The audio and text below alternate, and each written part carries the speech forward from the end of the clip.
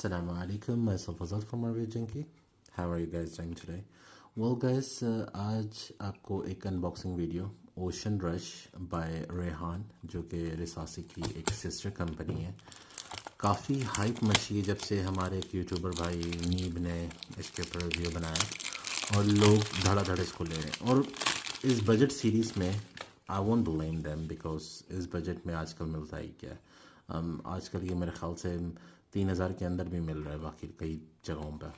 तो बात वही है कि आने वाले दिनों में इसका ऑनेस्ट रिव्यू वीडियो बनाएंगे।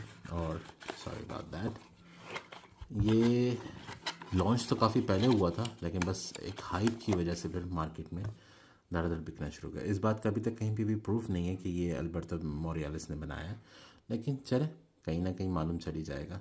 और ये है रेहान। इसका रिव्यू आने वाले दिनों में हमारे चैनल पे मौजूद होगा।